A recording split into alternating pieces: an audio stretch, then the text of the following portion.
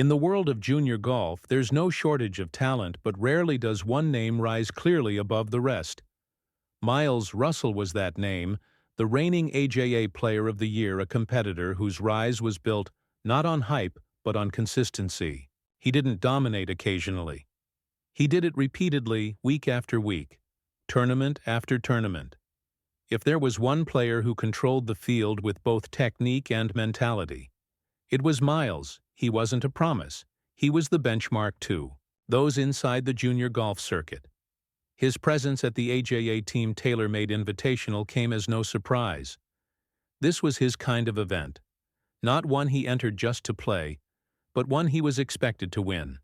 His name topped every analyst's list. Scouts watched him. Opponents respected him. He knew the courses. He knew the pressure. And more importantly, he knew the feeling of winning at this level, in a field full of hopefuls. He was the one with history media outlets like Golf Monthly, NBC Sports and Reuters all noted the tournament's strong field, but Miles Russell's name always stood alone. Not as a contender, but as the standard. The question wasn't if he would perform, but who could possibly keep up his swing was effortless. His rhythm was ice cold, his focus unshakable to everyone on that tee box. This was Miles Russell's territory, but tournaments aren't won on reputation. And in a game where every hole tells a story, sometimes an unknown name shows up with a pen of their own. You can be the favorite. You can have the experience. You can even be the best. But sometimes the biggest surprises don't come from those on top. They come from the ones no one saw coming. There were no cameras on him during warm-ups, no pre-armament interviews, no buzz from golf analysts. Charlie Woods entered the team. TaylorMade Invitational ranked in 606 in the AJA standings. Not a dark horse, not a headline, just another name on the tee sheet. His registration barely made a ripple, no expectations, no or noise. And that's exactly how a surprise begins.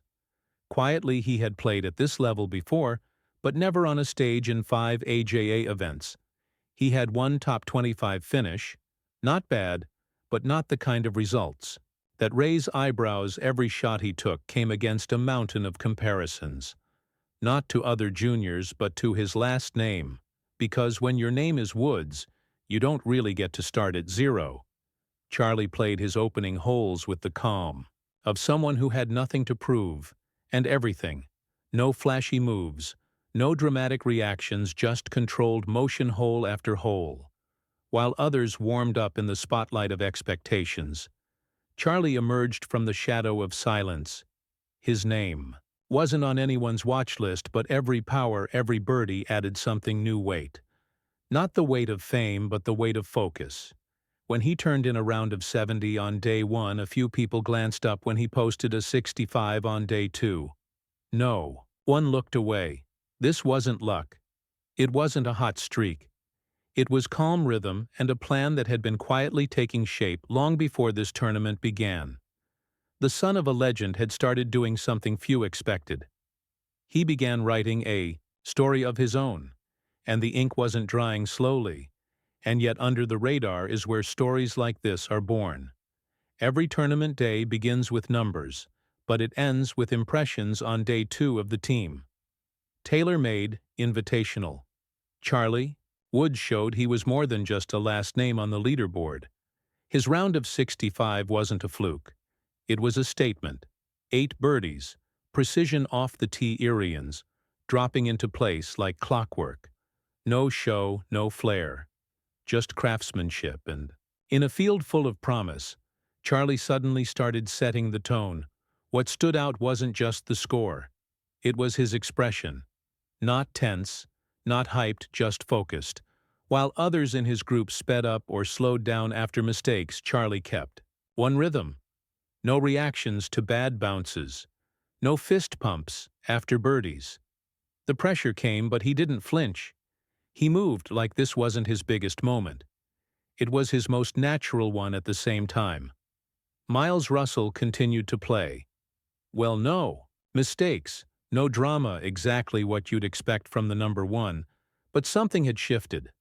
The buzz wasn't just about Russell's consistency anymore, it was about Charlie's climb hole by hole.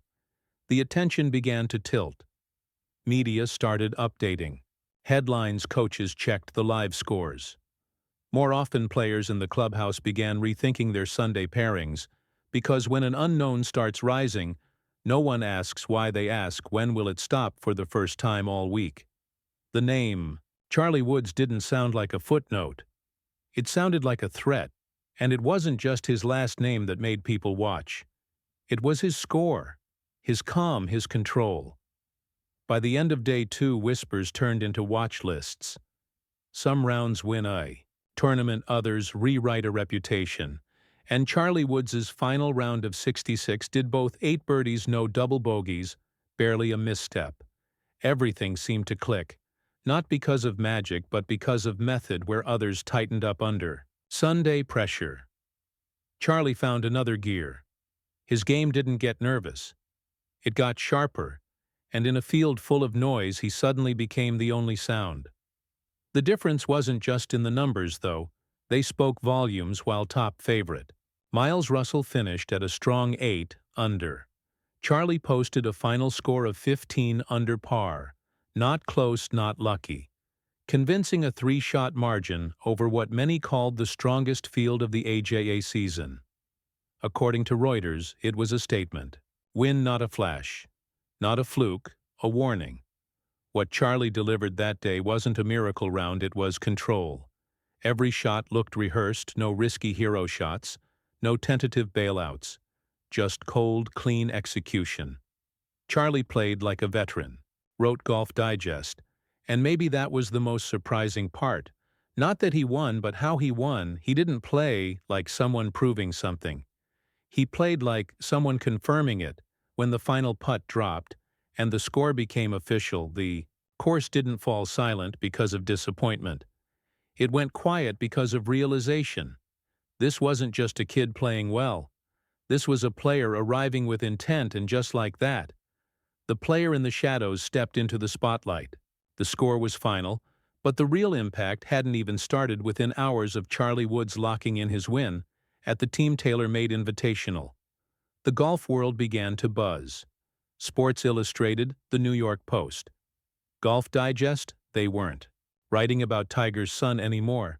They were writing about Charlie the competitor, the breakout, the threat. The tone shifted almost instantly.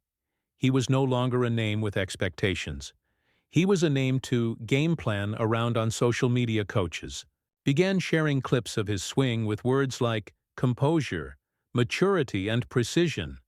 Not potential, not promise, words usually reserved for college stars or rising tour pros, according to Golf Monthly. Several NCAA programs openly asked whether they'd missed him on their radar.